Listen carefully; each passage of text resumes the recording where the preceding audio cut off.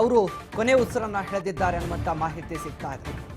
August 1942 ಮೈಸೂರಿನಲ್ಲಿ ಅವರು ಜನಿಸಿರ್ತಾರೆ.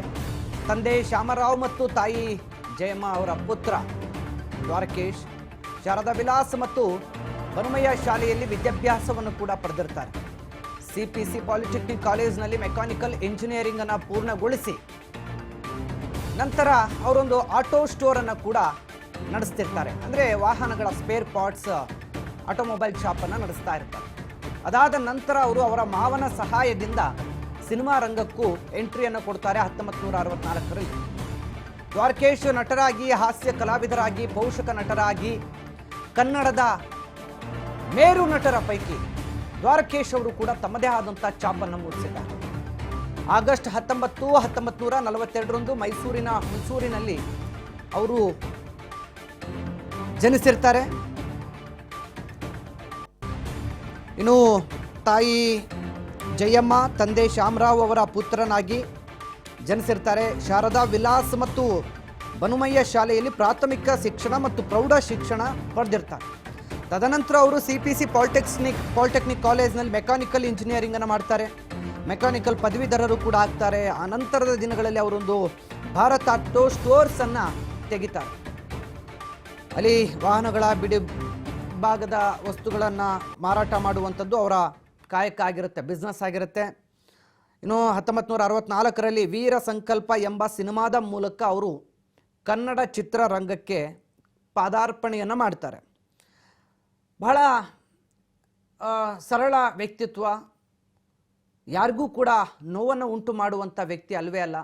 ಮನಸ್ಸಿನಲ್ಲಿ ಎಷ್ಟೇ ದುಃಖ ಇದ್ದರೂ ಮತ್ತೊಬ್ಬರ ಸಂತೋಷಕ್ಕಾಗಿ ಸಾಕಷ್ಟು ಬಾರಿ ದ್ವಾರಕೀಶ್ ಅವರ ಮನ ಮಿಡಿದಿದೆ. ಒಬ್ಬ ನಟನಾಗಿ, ಹಾಸ್ಯ ಕಲಾವಿದನಾಗಿ, ಪೋಷಕ ನಟನಾಗಿ ನೂರಾರು ಸಿನಿಮಾಗಳಿಗೆ ಜೀವವನ್ನು ತುಂಬಿದ್ದಾರೆ ಈ ದ್ವಾರಕೇಶ್ ಅವರು. ನಟ ವಿಷ್ಣುವರ್ಧನ್ ಮತ್ತು ದ್ವಾರಕೇಶ್ ಅವರ ಜೋಡಿ ಕಳ್ಳ ಕುಳ್ಳ ಅಂತಲೇ ಪ್ರಖ್ಯಾತಿಯನ್ನು ಕೂಡ ಪಡೆದಿತ್ತು.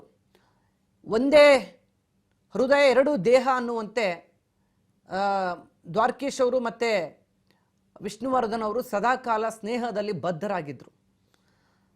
ಇನ್ನು ಇಬ್ಬರ ಉತ್ತಮ ಸ್ನೇಹಕ್ಕೆ ಇಡೀ ಕನ್ನಡ ಚಿತ್ರರಂಗವೇ ಸಾಕ್ಷಿಯಾಗಿತ್ತು. ದ್ವಾರಕೇಶ್ ವಿಷ್ಣು ಅಭಿಮಾನದ ಬಹುತೇಕ ಚಿತ್ರಗಳು ದೊಡ್ಡ ಮಟ್ಟದಲ್ಲಿ ಅಂದಿನ ಕಾಲಘಟ್ಟದಲ್ಲಿ ಕನ್ನಡ ಚಿತ್ರರಂಗದಲ್ಲಿ ಒಂದು ಹೆಸರುವಾಸಿ ಕೂಡ ಆಗಿದ್ವು. ಇನ್ನು 1966ರಲ್ಲಿ ಮಮತೆಯ ಬಂಧನ ಸಿನಿಮಾದ ಮೂಲಕ ದ್ವಾರಕೇಶ್ ಅವರು ನಿರ್ಮಾಪಕರಾಗಿ ಸಿನಿಮಾ ರಂಗಕ್ಕೆ ಹೊಸ ಬೆಳಕನ್ನು ಚೆಲ್ತಾರೆ. ಸಾಕಷ್ಟು ಸಿನಿಮಾಗಳು ಇವರ ನಿರ್ದೇಶನದಲ್ಲಿ, ಇವರ ನಿರ್ಮಾಪಕತ್ವದಲ್ಲಿ ಮೂಡಿ ಬರ್ತವೆ. 1969ರಲ್ಲಿ ಡಾಕ್ಟರ್ ರಾಜ್ಕುಮಾರ್ ಅಭಿನಯದ ಮೇಯರ್ ಮುತ್ತಣ್ಣ ಎಂಬ ಸಿನಿಮಾ ಕೂಡ ಇವರೇ ಬಂಡವಾಳ ಹಾಕಿ ಸಿನಿಮಾ ಮಾಡಿರ್ತಾರೆ. ಒಬ್ಬರೇ ಸ್ವತಂತ್ರ ನಿರ್ಮಾಪಕರಾಗಿ, ಅಂದರೆ ಅದಕ್ಕಿಂತ ಹಿಂದೆ ಅವರು ಪಾರ್ಟ್ನರ್ಗಳ ಜೊತೆ ನಿರ್ಮಾಣ ಸಂಸ್ಥೆಯನ್ನು ಮಾಡಿರ್ತಾರೆ. ಆದರೆ ಡಾಕ್ಟರ್ ರಾಜ್ಕುಮಾರ್ ಅವರಿಗೆ ಮೊದಲನೇ ಬಾರಿ ಇವರು ಸಂಪೂರ್ಣ ಬಂಡವಾಳ ಹೂಡುವ ಮೂಲಕ ಸ್ವತಂತ್ರ ನಿರ್ಮಾಪಕರಾಗಿ ಕೂಡ ಹೊರಹೊಮ್ಮುತ್ತಾರೆ. ಇವ್ರಿಗೆ 40ಕ್ಕೂ ಹೆಚ್ಚು ಸಿನಿಮಾಗಳು ನಿರ್ಮಾಣ ಮಾಡಿರುವಂಥ ಹೆಗ್ಗಳಿಕೆ ಇದೆ. ಇವತ್ತು ಕನ್ನಡ ಚಿತ್ರರಂಗದಲ್ಲಿ ಸಿನಿಮಾಗಳು ನಿರ್ಮಾಣ ಮಾಡೋದು ಅಂತಂದರೆ ಅಷ್ಟು ಸುಲಭದ ವಿಚಾರ ಅಲ್ಲ. ಈಗ ಕನ್ನಡ ಚಿತ್ರರಂಗ ಇಡೀ ಭಾರತದಲ್ಲೇ ಎಲ್ಲ ಚಿತ್ರರಂಗಗಳಿಗೂ ಕೂಡ ಪೈಪೋಟಿ ಕೊಟ್ಟು ಗಳಿಕೆಯನ್ನು ಮಾಡುವಷ್ಟು ಹೆಸರುವಾಸಿ ಆಗಿದೆ. ಆದರೆ ಹಿಂದೆ ಅಷ್ಟು ದೊಡ್ಡ ಮಟ್ಟದ ಹೆಸರುವಾಸಿ ಕನ್ನಡ ಚಿತ್ರರಂಗಕ್ಕಿರಲಿಲ್ಲ. ಕನ್ನಡ ಚಿತ್ರಗಳನ್ನು ಬೇರೆ ರಾಜ್ಯಗಳಲ್ಲಿ ಹೆಚ್ಚಾಗಿ ಅಪ್ಪಿಕೊಳ್ತಿರ್ಲಿಲ್ಲ. ಆದರೆ ಅಂಥ ಸಂದರ್ಭದಲ್ಲೂ ಕೂಡ 40 ಸಿನಿಮಾಗಳ ನಿರ್ಮಾಣ ಮಾಡೋದು ಅಂತಂದರೆ ದೊಡ್ಡ ಸವಾಲದು, ಅದೊಂದು ದೊಡ್ಡ ಸಾಧನೆ ಕೂಡ ಹೌದು.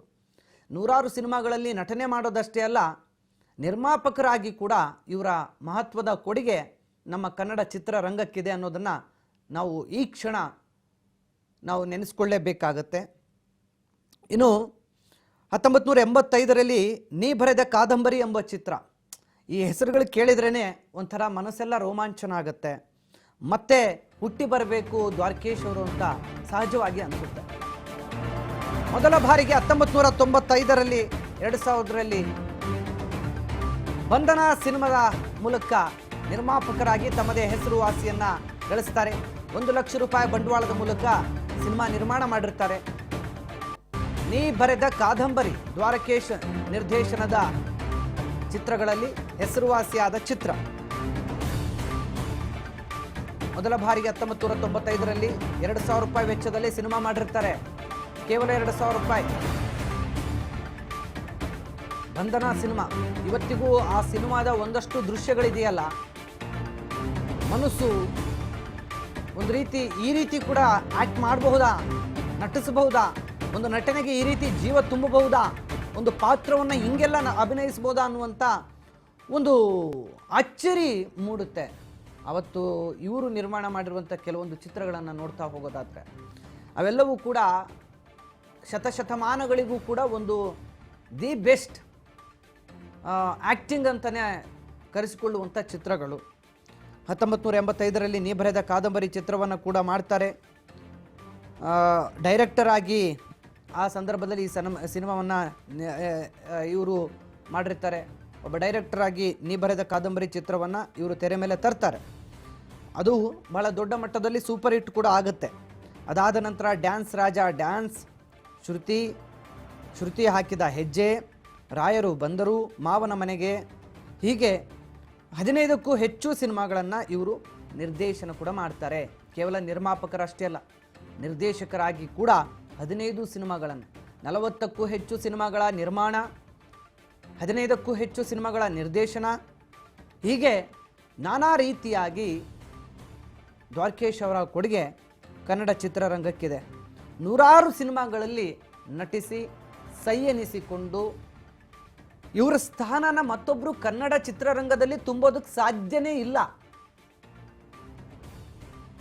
ಇವರ ಒಂದು ವ್ಯಕ್ತಿತ್ವ, ಇವರ ಒಂದು ಅಸಾಧಾರಣ ಜೀವನ ಶೈಲಿ, ಇವರೊಟ್ಟಿಗೆ ವಿಷ್ಣು ದಾದಾ ಅವರಿಗಿದ್ದಂಥ ಆ ಒಂದು ಸ್ನೇಹ, ಇದು ಕೇವಲ ಕೆಲವರಿಗೆ ಮಾತ್ರ ಸಾಧ್ಯ.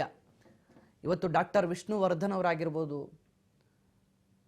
ಅಂಬರೀಷ್ ಅಣ್ಣ ಅವರಾಗಿರ್ಬೋದು, ಡಾಕ್ಟರ್ ರಾಜ್ಕುಮಾರ್ ಅವರಾಗಿರ್ಬೋದು, ಕನ್ನಡ ಚಿತ್ರರಂಗ ಕಂಡಂಥ ಮುತ್ತು ರತ್ನಗಳು.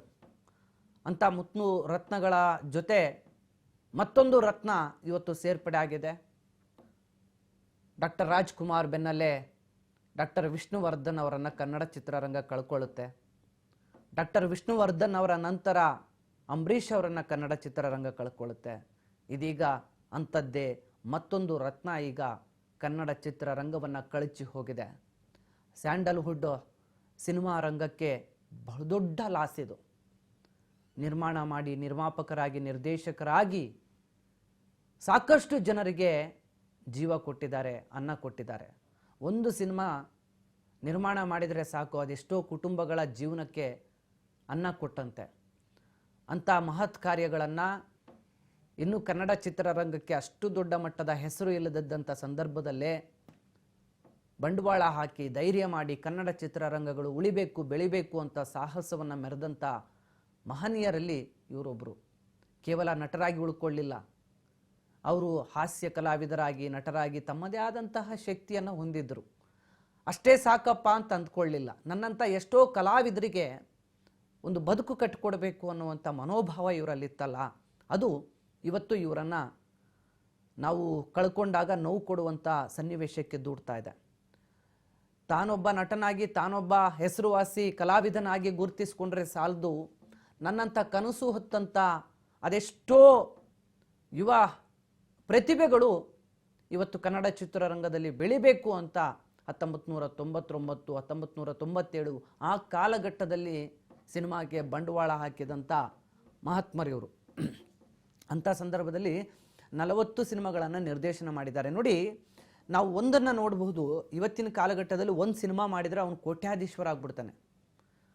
5 ಸಿನಿಮಾ ಮಾಡ್ದ ಅಂತಂದರೆ ದೊಡ್ಡ ಲೆವೆಲಿಗೆ ಬೆಳೆದು ಬಿಡ್ತಾರೆ, ಅವ್ರನ್ನ ಟಚ್ ಮಾಡೋಕ್ಕೂ ಆಗಲ್ಲ, ಆ ರೇಂಜ್ಗೆ ನಿರ್ಮಾಪಕರು ಬೆಳೆದು ಬಿಡ್ತಾರೆ. 40 ಸಿನಿಮಾಗಳ ನಿರ್ಮಾಣ ಮಾಡಿರುವಂಥವ್ರು, ಪ್ರೊಡಕ್ಷನ್ ಹೌಸನ್ನು ನಿರ್ಮಾಣ ಮಾಡ್ಕೊಂಡು 40 ಸಿನಿಮಾ ಮಾಡಿರುವಂಥ ದ್ವಾರಕೇಶ್ ಅವರು ಒಬ್ಬ ಸಾಮಾನ್ಯ ವ್ಯಕ್ತಿ ಥರ ಇದ್ದಾರೆ. ಇದಕ್ಕೆ ಹೇಳೋದು 40 ಸಿನಿಮಾ ಮಾಡಿದರೂ ಕೂಡ ಅವರ ಶ್ರೀಮಂತಿಕೆ ದೊಡ್ಡದಾಗಲಿಲ್ಲ ಅಂತಂದರೆ ಅವತ್ತಿನ ಕಾಲಘಟ್ಟದಲ್ಲಿ ಅವರಿಗೆ ಬಂಡವಾಳ ಹಾಕೋದು ಅಷ್ಟೇ ಕಷ್ಟ ಇತ್ತು, ಅದನ್ನು ವಾಪಸ್ ತೆಗೆಯೋದು ಅಷ್ಟೇ ಕಷ್ಟ ಇತ್ತು. ರೂಪಾಯಿಯೋ 4 ಆಣೆಯೋ 8 ಆಣೆಯೋ ಕೊಟ್ಟು ಸಿನಿಮಾನ ನೋಡ್ತಾ ಇದ್ರು ಜನ. ಇವತ್ತು ನೂರಾರು ರೂಪಾಯಿ ಕೊಟ್ಟು ಸಿನಿಮಾಗಳನ್ನು ನೋಡ್ತಾರೆ. ಸೊ ಇಂಥ ದೊಡ್ಡ ವ್ಯಕ್ತಿತ್ವ,